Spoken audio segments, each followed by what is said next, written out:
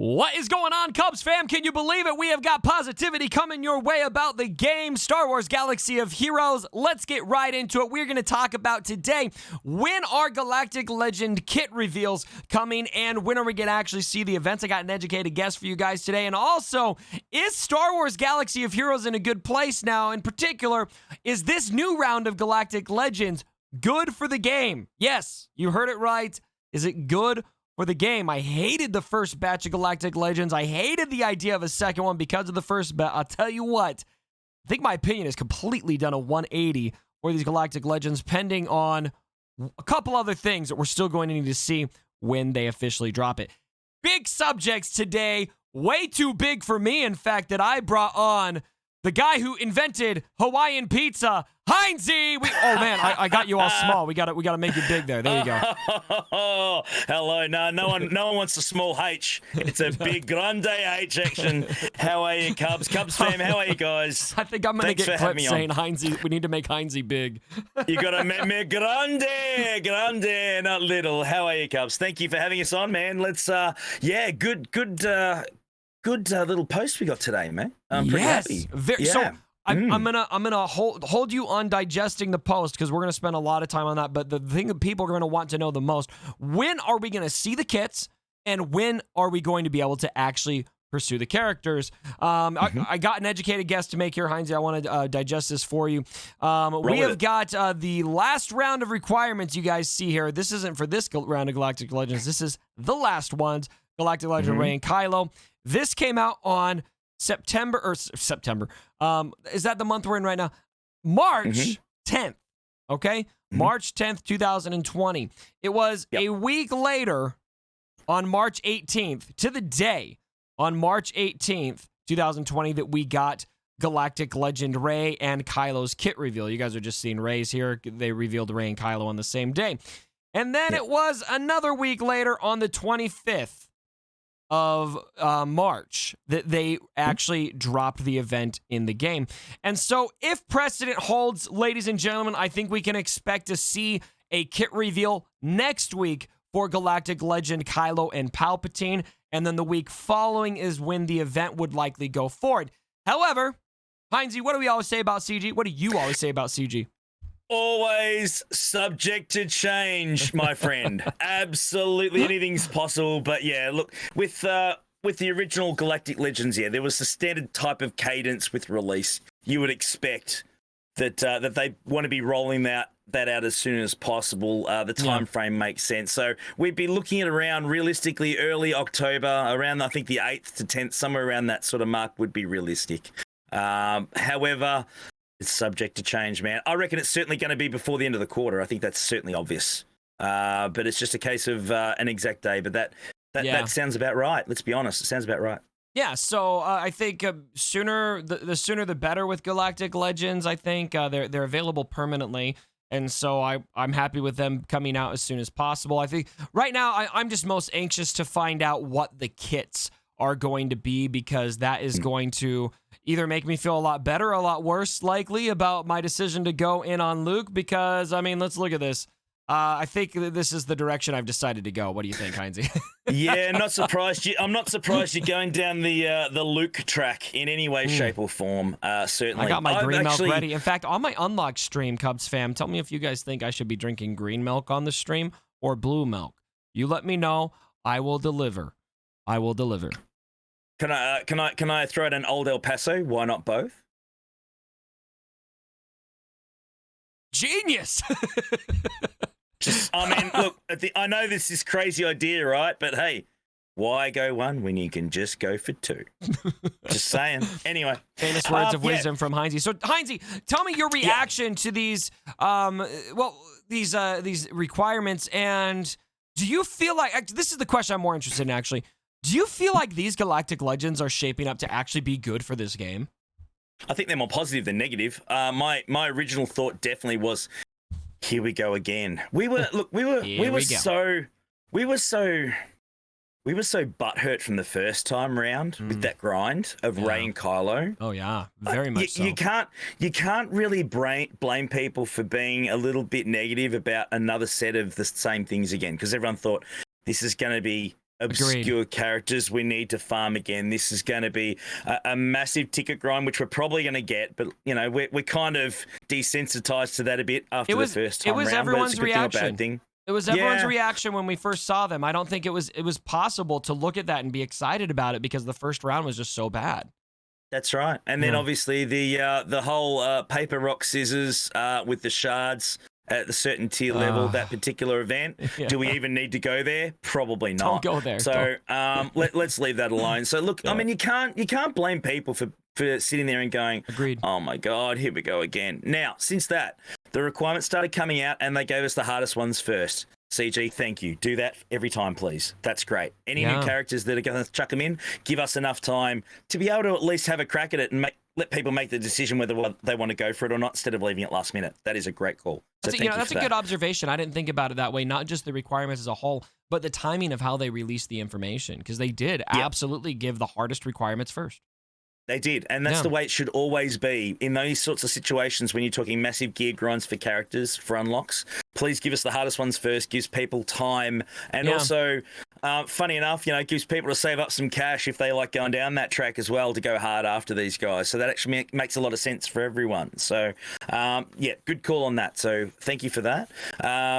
But yeah, overall, I like how there's an overflow, especially with the Jedi side of things. If you've been going for Jedi Luke anyway, you've got some of the stuff for Galactic Legend Luke. That's great. Palp a little less so, but again, the characters, they're not ridiculously hard, and I'm thrilled. I mean, we talked about this off camera just before when I finally got around to finishing Rey and Kylo. There was that 2-week window for me when I'd finished them both, and I thought, I can get back to farming what I want to farm again. And I had troopers lined up ready to go. I think we mentioned this. We chatted about this before. I had that. Okay, I'm going to get into my troopers and get it done. And then the new ones dropped. Gentlemen, he's starting to bounce over there. I know. And then I started to get serious, and I thought, you beauty, I'm going to have some fun. And then all of a sudden the new ones dropped, and I went, oh, here we go again, because I couldn't do what I wanted to do. Yeah. All of a sudden, I'm going to be farming Stark, and I'm going to be farming Viz to relic level. Look out, Pimp Trooper. He's going to be next. I'm going to go after him when I finish these farms straight away. Get those troopers up and running because they're a really fun faction team to play. So I'm thrilled from that side of things too. It's going to be a lot of fun. So yeah, a lot of positivity, more than I thought it could be. But you don't blame people for being butthurt, certainly in the initial thoughts. It's a lot to ask, but I really like what this is shaping up to be for the game, because the game does need to go somewhere. Obviously, the metas are going to change and that kind of thing. But when you're requiring this many characters out of getting this big reward here, I would very much like that grind to be worth it. And I mean, just look at this, Heinzie. I mean, pulling this up here. I have got how many teams that I can put together with this? I mean, arguably the main characters I'm not going to get much use out of for now are Lando and maybe Leia. That's pretty much it. I mean, having Biggs and Wedge in there, they're great in a Mon Mothma team. They absolutely have viability now. There's so much you could say about all of the other characters, and the same thing for Palpatine, which you're talking about right now. And then how about the carryover requirements, which you mentioned as well? I mean, farming Luke, you've already farmed Chewie, you've already farmed, let's see here, you've already farmed C-3PO, and then you've already farmed Hermit Yoda, and I can't believe that they threw Lando in there too. I thought they would give us one carryover requirement in this last batch of requirements. They gave us 2 rounds of carryover requirements for Luke as well, and then also some of the most relic characters in the game. 2 of the most relic characters in the game by far are going to be Darth Vader and Anakin, for free-to-play players in particular. Not just for but free-to-play players in particular are going after these 2 guys. Anakin when relics first dropped, and Darth Vader after the rework. Everybody slapped a relic on him. There's characters in there and you likely are going to need to do nothing with them. I just see that as so positive for the game. Now, let's talk about some of the conditions we have, because the farm seems to be very worth it. It doesn't seem to be nearly as bad, nearly as much of a slap in the face as it was before. But let's talk about, once we're done with that farm, what do these characters mean for the game? Because Capital Games has said that they're going to be equal power with the other Galactic Legends. That's another thing that I think is very good for this game, assuming it happens. if instead of having, you know, a new meta that is always trumped over and over again, if we just build towards these Galactic Legends, just pick and choose what's best for you, and you can't have multiple in the same team. I think that was a very, I guess they really envisioned future problems with that, and I think that may be a very effective way to address problems that exist in Squad Arena meta shifts. But are they going to actually do it? That's the question. I'm going to say no.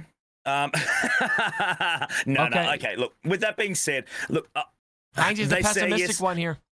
I know. Look, they say equal power. They say, look, we've been asking, and we had it for a little while. It was a very, very short little while there. Yeah. We had a bit of a rock, paper, scissors thing going on there for a little bit. We had, Grievous, we had Padme, we had Darth Revan, I can't remember the fourth one. There was Grievous, Padme, Darth Revan, and I think it was the Cup Mob Enforcer team. Yeah, that one. Yeah, of course. Ugnaught team. Yeah, absolutely. Rose Tico led team. Yeah. But no. Don't get too outlandish here. You can still do a Jedi Knight Revan lineup as well that worked okay for a while there. So you had sort of a kind of a rock paper scissors sort of thing going on there. This is really the only new rock paper scissors we're going to get. But with that being said, though, I still don't believe they're going to release 2 new Galactic Legends that won't have a slight advantage over the ones that are already in the game. So I think there'll be a very slight advantage. How much of that do you think is just your bias from how this game has been played for so long? Because we've never really seen a new big release not trump the existing meta. My point exactly. I mean, they're good at protecting new release characters, especially big, meta-defining release characters. So have they ever said that the new release would be equal power? Have they ever said that before? No, they've never said that. And again, I still see that as spin at the moment. I think that there's going to be a slight advantage for the new guys because they want to force people to invest in these new characters that they're not normally going to invest in. But they're moving away from just Squad Arena focus, because I don't necessarily agree with that, because there's a lot of value still. If I'm a player and I've got Galactic Legend Kylo, Squad Arena is mundane. I don't care if he's going to work every single day in Arena for me with these new characters. I want to have 4 Galactic Legends for Grand Arena, because that's going to be a tremendous advantage in Grand Arena. So I don't know. I think the incentive is still there. True, but the only thing you have to remember is that Grand Arena doesn't have crystals involved in rewards, mate. I guess it depends on how you approach Grand Arena. Okay. What about territory wars? I mean, a lot of these super competitive players are going to, care about one or the other, or at least territory battles. Who cares about Squad Arena outside the crystal income? Well, again, people do fleets because they need the crystal income, especially free to play, right? Yeah. Squad Arena is vital for the crystal rewards for free to play players. I just don't care about it anymore. It's so boring. I know, but the point is that there's no other viable option. I mean, Galactic Challenges, you get 100 crystals in that. They're not even doing them every second day at the moment. They're doing them every, week and a bit at the moment again. So that's spread out a bit. So there's certainly other viable options to introduce other crystal income streams, but not at the moment. Squad Arena, unfortunately, is the biggest, receiver of consistent crystal income. I got a question. It's still going to have a vital cog, I'm waving. Sorry, yes, sir. I'm waving the Dikembe Mutombo finger at you now. Hey, girlfriend, take that finger away from me, girlfriend. No, it's not in my house. Anyway, there's a pretty solid argument to dispute what you just said. Okay. If that's the case, then why did anybody get both Galactic Legends? For PvP viability and advantage. Yeah. So for what? Grand Arena. Grand Arena, absolutely. Right. But again, obviously people care about more than Squad Arena. Otherwise, they just would have invested in one of them. I don't disagree. I don't disagree with you. Look, if we didn't have Grand Arena, if we didn't have GAC, we probably wouldn't be playing this game now. Let's be clear about that. I'm not saying that it's not. I'm not saying it's not important. What I'm saying is that from a currency point of view, the best crystal currency, and that is still the vital currency in this game. But people still farm both Galactic Legends, and they didn't need them both for Squad Arena. I totally agree, but the point is that gives them an advantage in Grand Arena, absolutely. But that is more of a pride point of view as well, more than anything else. The reward comparisons between GAC and Arena are still very, very different. So I want to get everyone else. This has been a healthy debate. I enjoyed this discussion. I'd love to hear what you guys think about this down in the comments below. In particular, for those of you who only have, or for those of you who have the Galactic Legends, if you knew right now that those Galactic Legends were going to do nothing additional for you in Squad Arena than your existing Galactic Legends do, would you still want to farm them? Would the incentive still be there? Let us know. So, Heinzie, as we kind of come to a conclusion on this video, I want to talk specifically about where you're at on your farm and how are you feeling about the timing of all of this? And just give me a summary. Again, I expected Mega Butthurt. I haven't got Mega Butthurt. I have all the prerequisites for Luke at this time of the video. I have them ready to go. Nice. I had them ready. Once we got the release, I was just saving gear until I knew which ones I had to drop it on, basically. So I have Luke ready to go. Cool. With Palp side of things, I've got a few things to do there. I normally go hard for one and then slow farm the other one slightly. When I say slow farm, still pretty quick, but not like dump everything on it immediately. So Luke I've gone after because I was closer to him, so I thought, let's go after him, get him done. I basically have Veers and Stark. I have them at gear 12 already because, you know, anyone that's done Hoth forever probably already had them at gear 11 or gear 12 anyway. Yeah.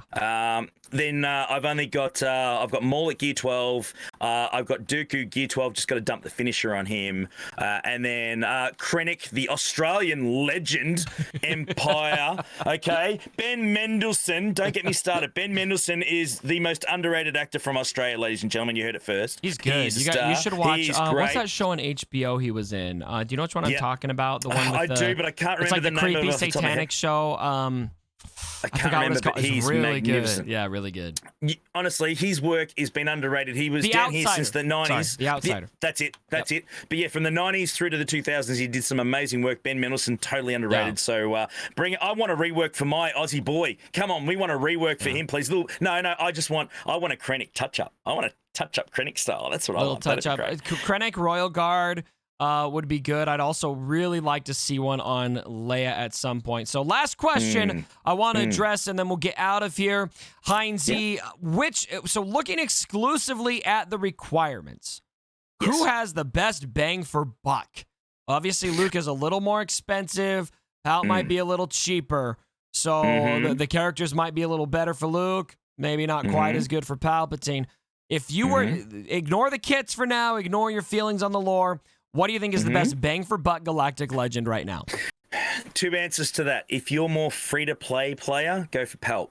Yep. Absolutely. If you are more of a end-game consistent farming whale/Kraken, you're going to go for both because you're just going to do that anyway. Yeah. We don't need to talk to them. They already know. They've already got the characters ready. Yeah. But if you've already got Jedi Luke, you're already more than halfway there anyway, and then you're going to get Luke too. So yeah, again, it's certainly a hard answer. It depends on everyone's individual roster. But yeah, if you are on a more free-to-play level and you want best bang for buck for the smallest investment possible, well, Palp obviously ticks that box. I completely agree. Couldn't have said it better myself. Heinzie, you always bring it in these videos. We love you. Go sub to Heinzie's channel. I forgot to include a link to your stuff last time, so I promise I'll do it this time. Just get it to me. You had one job. You had one job, man. Seriously, you had one job. He hates me. I don't know why he comes on these videos. I'm done. I'm done. All right, Let's finish this up. I'm not happy, Jan.